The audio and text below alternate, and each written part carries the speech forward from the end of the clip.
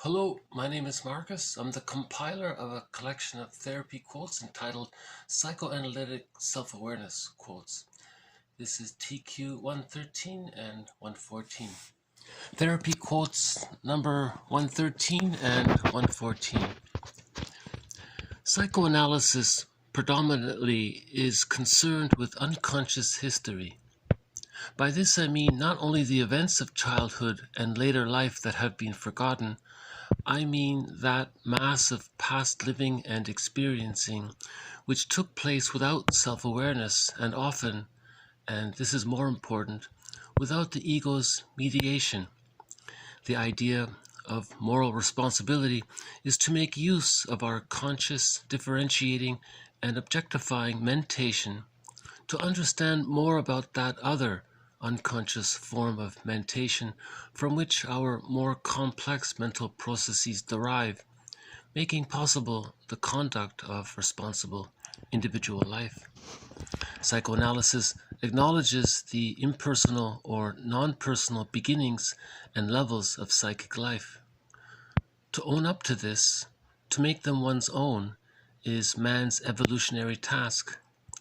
To create oneself as a person by taking these beginnings over and into an individual life continuum. Unconscious defenses are direct counterparts to unconscious needs and wishes. They grow in the same soil in this inner world. In the moral movement, they become our responsibility. So I think these two quotes are good follow-ups to previous quotes by Masterson and Bergler. Masterson said, maturity is taking responsibility for the inner child of the past, our memories from childhood. And Bergler said that maturity is taking responsibility for our unconscious.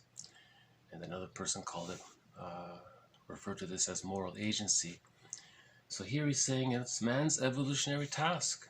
It's our moral responsibility to use our adult conscious mind to heal this inner world. In particular, when there has been an insecure attachment style formed after birth. Remember, Klein said we live in two worlds, the external world and the internal world. And personal responsibility, as Loewald describes it, is bringing our lucid adult conscious differentiating objectifying thoughtful ego and looking at what happened, how did the psyche respond to our early childhood, what's the psychic structure down there, as depicted in fairy tales and mythology and some books from literature. And because we're influenced by this unconscious world. Remember the iceberg metaphor, it can influence us. I was thinking that the inner critic could use these quotes to criticize the person.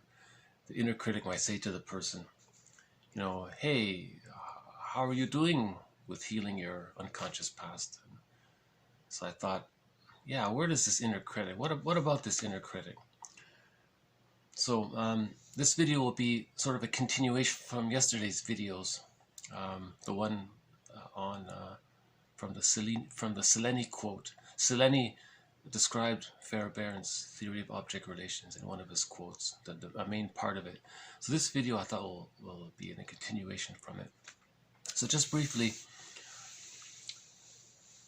the baby has two types of memories with his mother. All the memories based on all the experiences that were loving and caring from the mother, all these memories condensed to form a good part representation of the mother. All of the times when the mother wasn't available, all those memories condensed to form a rejecting image of the mother. So now we have this split. So why is there this split? The baby can't handle the anxiety because as well he needs an attachment to the mother. So all those good memories he'll use to attach to the mother to form the bond. Every baby has to bond. Even if the mother just provides a few crumbs of love, he'll use those few crumbs of love to bond to the mother. And all those negative experiences, rejecting part object becomes split off, disassociated, repressed. He's not aware of it, right? And all the angry feelings related to not being loved by the baby are associated with the rejecting image of the mother. And then we said yesterday, in the fairy tale world, this rejecting mother part could be symbolized, personified as a scary creature in a fairy tale story, some monster, frightening animal, a witch, and so on and so forth. Now, this Farah Baron says that these two part objects, the part good object and the part bad object, the part satisfying object of the mother and the rejecting object of the times that mother wasn't available. Farah Baron says it's like they have little mini egos. He called them sub-egos. So we have the adult conscious ego, we have the unconscious ego, and then these two parts have little mini egos. Now, the ego related to the rejecting part object, one formulation is that could be the inner critic. So the inner critic is there to express the anger towards the mother, but not directly at the mother, because remember, the baby needs the attachment to the mother, so it's split. So how do we maintain this split? The inner critic will criticize other things. And if this structure is petrified and hasn't healed by the age of 5, then the person growing up will be quite critical, and his humor will be dark and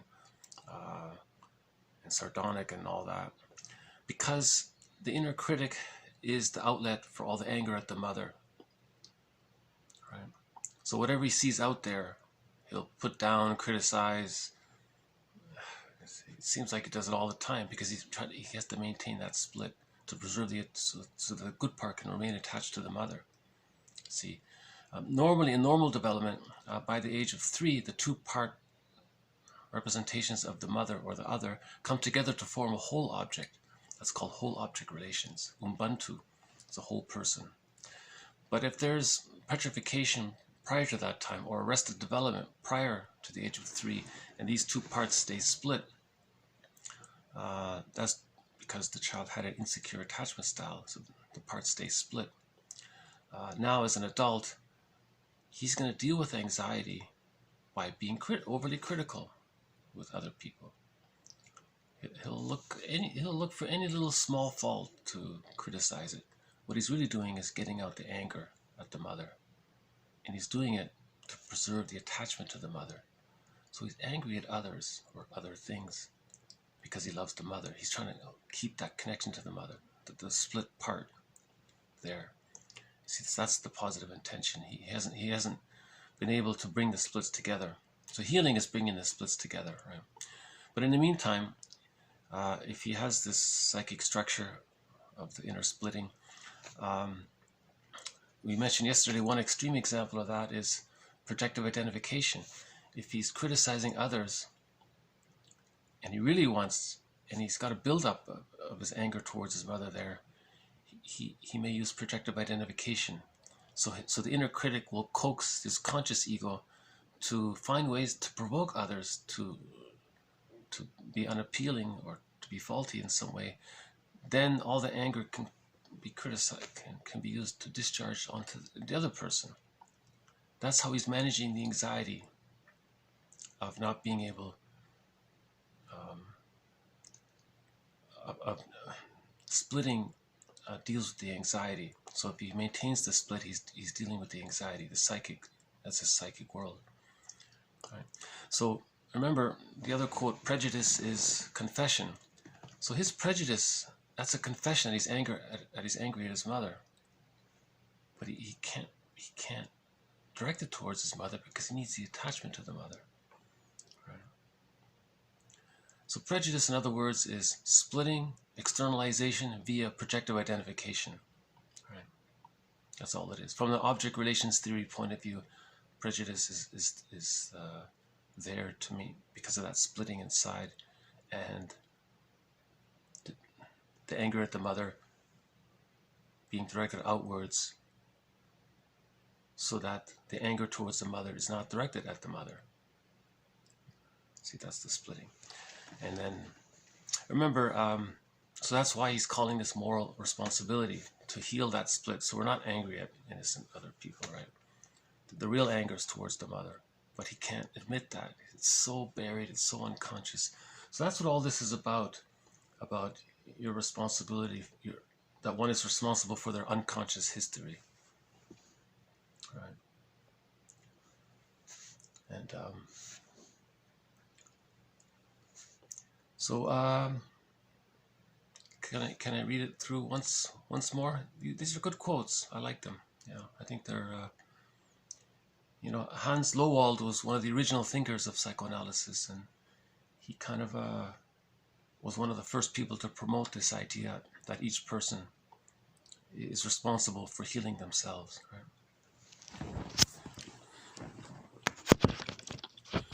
Psychoanalysis predominantly is concerned with unconscious history. By this I mean not only the events of childhood and later life that have been forgotten, I mean that mass of past living and experiencing which took place without self-awareness, and often, and this is more important, without the ego's mediation. The idea of moral responsibility is to make use of our conscious, differentiating, and objectifying mentation to understand more about that other unconscious form of mentation from which our more complex mental processes derive, making possible the conduct of responsible individual life. Psychoanalysis acknowledges the impersonal or non-personal beginnings and levels of psychic life. To own up to this, to make them one's own, is man's evolutionary task. To create oneself as a person by taking these beginnings over and into an individual life continuum. Unconscious defenses are direct counterparts to unconscious needs and wishes. They grow in the same soil in this inner world. In the moral movement, they become our responsibility. So remember, this whole inner world is depicted in fairy tales. If you don't believe there's this inner world, this unconscious world, that's what all these fairy tales and mythological stories are about. It's an attempt to describe this inner world.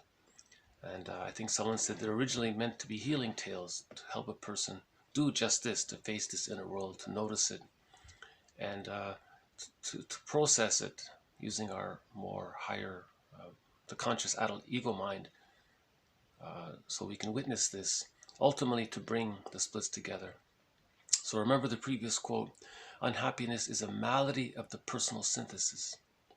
So he's saying our job is to synthesize our inner parts so that splitting is no longer there. Because remember, splitting precludes mourning. When there's this splitting, mourning doesn't take place. If mourning doesn't take place, there's complicated grief, prolonged grief, aggravated grief, chronic grief, pathological melancholia, and so on. So there's this whole harm to the self, and then from that there may be acting out measures to deal with the pain of that.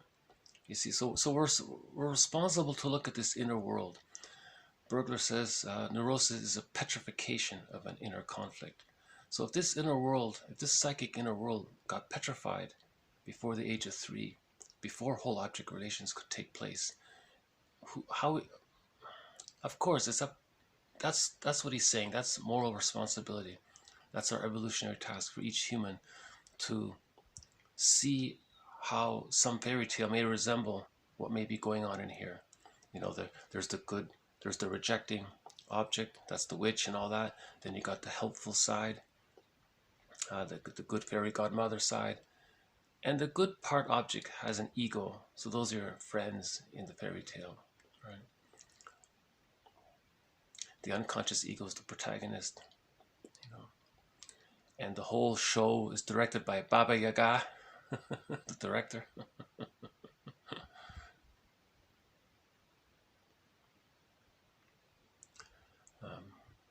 So these are good quotes.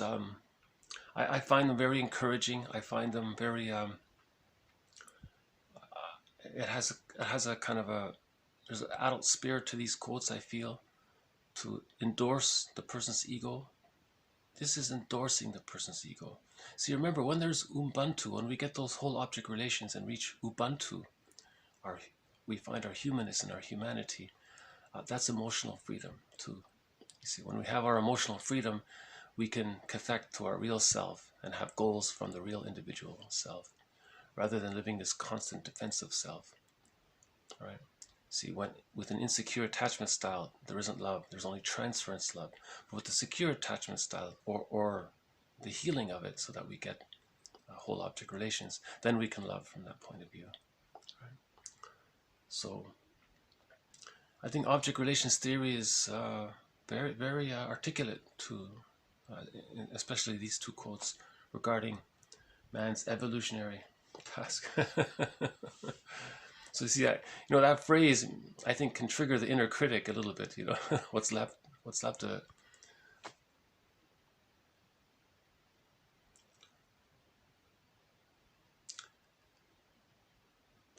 I mean, think about the responsibility aspect of it.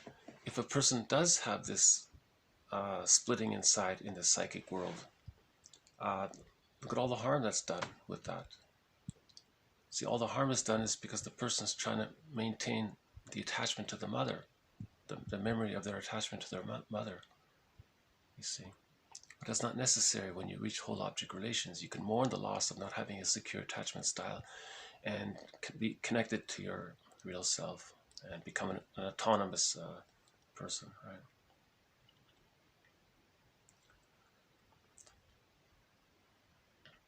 And building our awareness and helps to advance our structure inside, so there's more circulation inside to reach the synthesis and the whole object relations. Right? So these are good quotes. Hans Loewald, they're older. But, I think they're an important part of this collection. So with that, I'll just pause it here for now. Thank you very much. This has been TQ 113 and 114. More to follow. Bye for now.